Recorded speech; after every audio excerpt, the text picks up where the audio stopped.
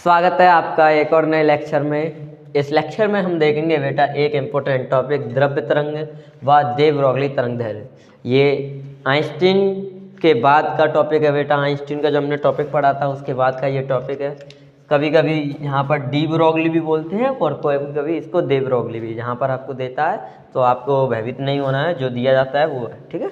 अगर day Broglie है तो दे ब्रोगली लेंगे, डी ब्रोगली है तो डी ब्रोगली लेंगे। तो हमारा आज का टॉपिक है द्रव्य तरंग व दे ब्रोगली तरंग दैर्ध्य, ठीक है। अब होता क्या है, द्रव्य तरंगें क्या होती हैं, दे ब्रोगली तरंग दैर्ध्य क्या होती हैं, ज़्यादा टाइम ना वेस्ट करके आपको बताने चलते हैं।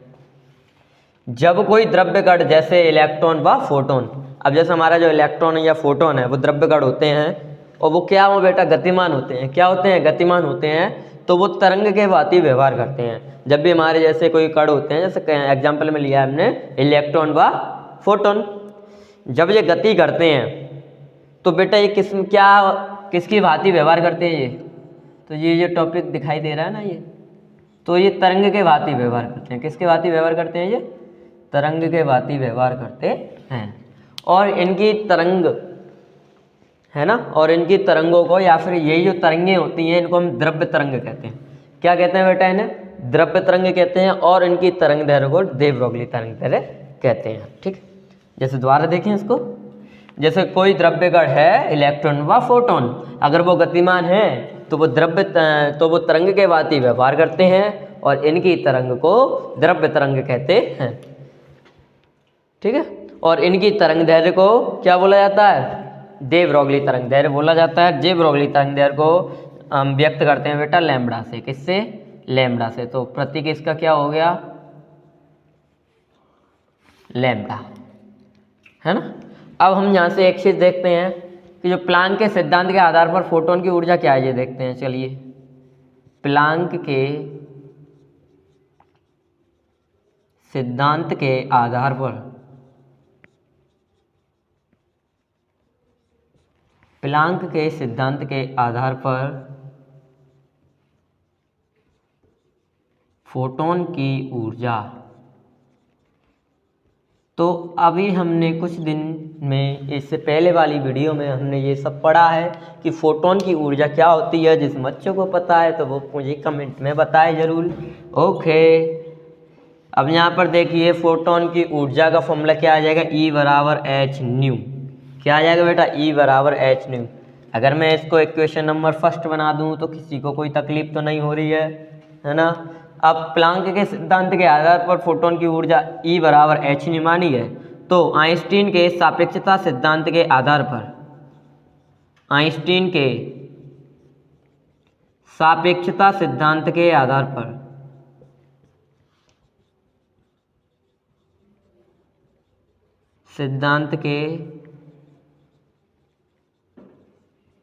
पर ठीक है, आइंस्टीन के सापेक्षता सिद्धांत के आधार पर हम फोटोन की ऊर्जा कह सकते हैं।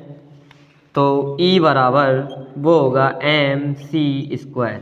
क्या होगा बेटा, mc²। और ये हमारा हो जाएगा, that is the equation number second, okay. दोनों इक्वेशन हमें क्या बता रही हैं कि E बराबर एच न्यू है और E बराबर mc² है। तो हम इन दोनों से क्या कह सकते हैं कि H new that is equal to mc², ठीक है। यानी कि एच न्यू mc² के बराबर है ना। या फिर जैसे ऐसे लिखा जा सकता है, mc² बराबर एच न्यू। m का मान निकाल लेंगे तो ये c नीचे आ जाएगा और एच न्यू अपॉन में c², ठीक है। तो यहाँ पर मैं एक चीज़ बता दूँ, इसको साफ साफ लिख देता हूँ थोड़ा नीचे, m बराबर एच न्यू अपॉन में c², ठीक है। और आपको एक जानकारी यहाँ पर मिलने वाली है, वीडियो पे बने रहें जानकारी के लिए। तो ये जो फॉर्मूला बना है, तो ये फॉर्मूला आपका कहलाता है बेटा फोटोन का गतिज द्रव्यमान। फोटोन का गतिज द्रव्यमान,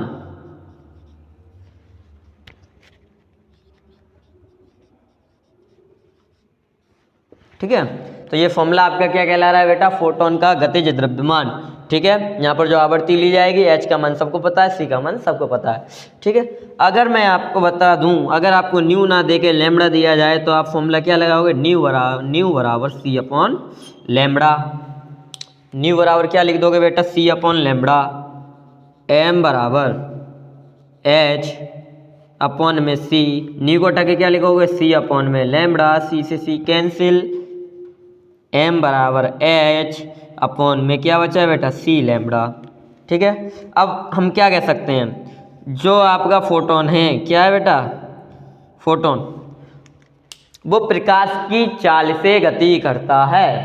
आपका फोटोन प्रकाश की चाल से गति करता है, क्योंकि यहाँ पर जो सी ली है हमने, सी क्या है बेटा, प्रकाश का वेग या प्रकाश की चाल। इसका मान कितना होता है, 3 × 10⁸ मात्रक आप कमेंट में बताएंगे, ओके।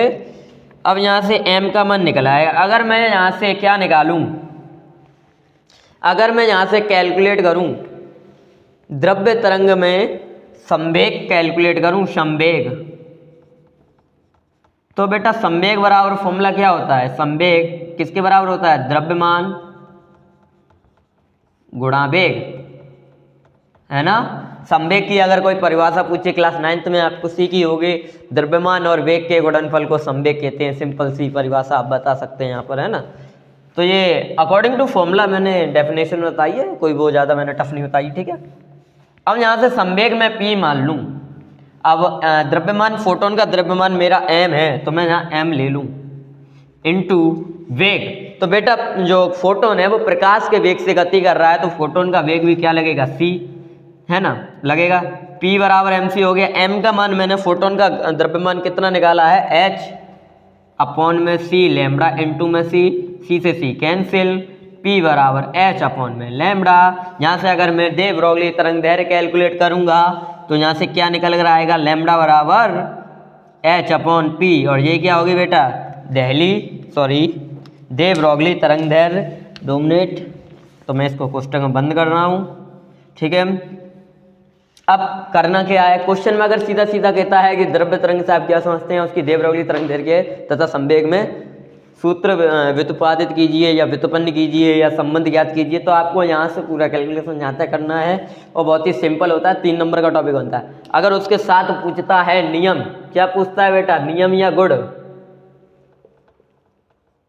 तो गुण बहुत सिंपल है, मैं 4 गुण आपको बताता हूँ, ठीक है।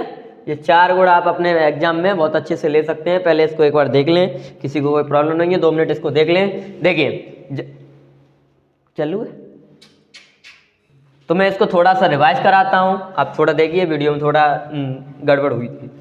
जब कोई द्रव्य कण जैसे इलेक्ट्रॉन व फोटोन क्या होते हैं बेटा, गति करते हैं या गतिमान होते हैं, तो वो तरंगे के भांति व्यवहार करते हैं और इन तरंगों को क्या बोला जा रहा है, द्रव्य तरंगे बोला जा रहा है, और इनकी तरंग दैर्घ्य को दे ब्रोगली तरंग दैर्घ्य बोला जाता है, और इसे तरंग दैर्घ्य को लैम्बडा से व्यक्त करते हैं। अब मैं यहाँ पर आपको इक्वेशन समझाता हूँ, कैसा क्या लिया है मैंने। प्लांक के सिद्धांत के आधार पर फोटोन की ऊर्जा E बराबर hν का मैंने उपयोग किया, और दूसरा मैंने लिया आइंस्टीन के सापेक्षता के सिद्धांत के आधार पर फोटोन की ऊर्जा E बराबर mc², ठीक है। ये दोनों एक दूसरे के बराबर हैं, तो यानी कि mc² hν के बराबर है, mc² किसके बराबर हो गया, hν के। यहाँ से अगर मैं c का मान कैलकुलेट करूँ, m का मान कैलकुलेट करूँ, तो c इसके पास मल्टीप्लाई में है, तो मैं इसको डिवाइड में भेज देता हूँ, तो hν अपॉन में c², m का मान आता है। ये क्या होता है, फोटोन का गतिज द्रव्यमान।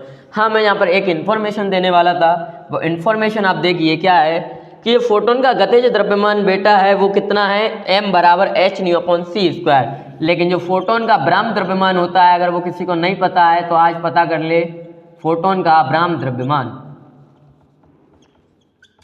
फोटोन का ब्राह्म द्रव्यमान तो वो होता है बेटा 0। कितना होता है, 0 होता है, ठीक है। फोटोन का ब्राह्म द्रव्यमान कितना होता है, 0 होता है। आज आपको पता चल गया गतिज और ब्राह्म दोनों।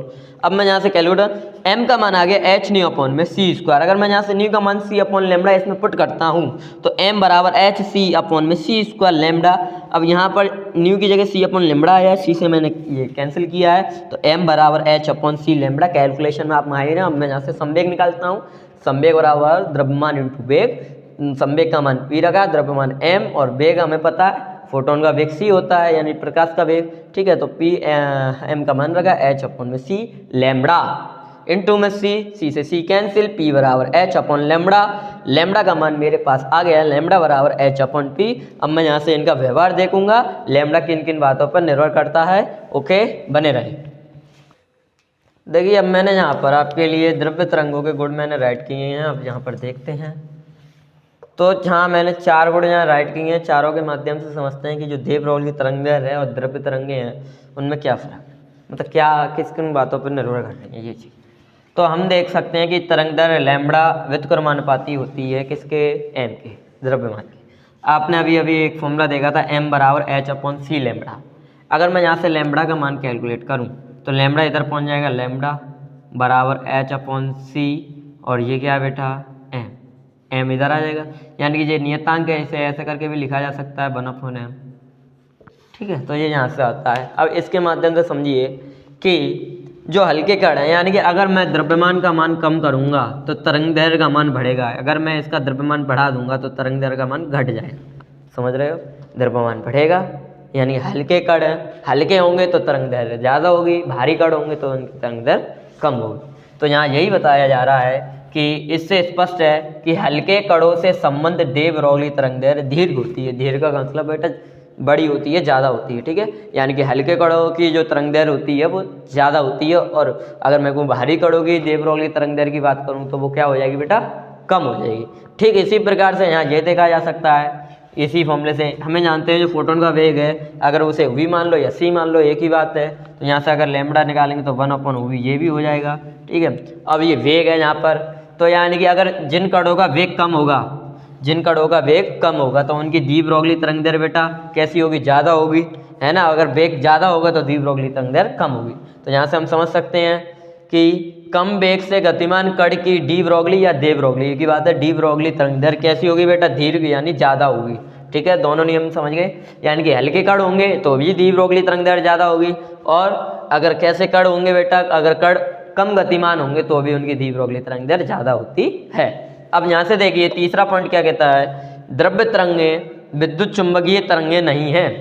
यानी कि अगर आप सोचो कि द्रव्य तरंगें विद्युत चुंबकीय तरंगें होती हैं तो ऐसा नहीं है, विद्युत चुंबकीय तरंगें नहीं है। ठीक है, रदरफोर्ड के मॉडल में हम थोड़ा सा इसके बारे में चर्चा कर लेंगे, विद्युत चुंबकीय तरंगें। हालांकि ये चैप्टर हमें पार्ट 1 में भी मिलता है, विद्युत चुंबकीय तरंगें में लास्ट वाला पार्ट 1 का लास्ट चैप्टर होता है। ठीक है, इसके बारे में हम चर्चा कर लेंगे,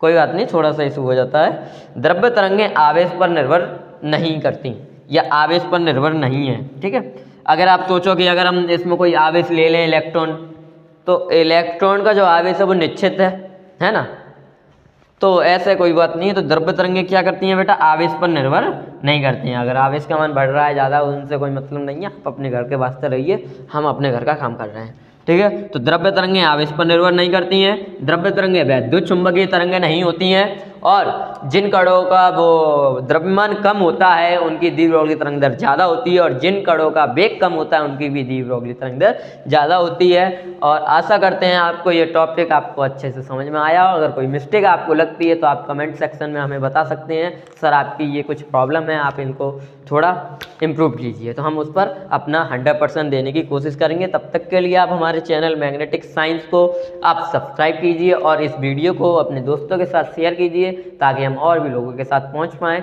धन्यवाद।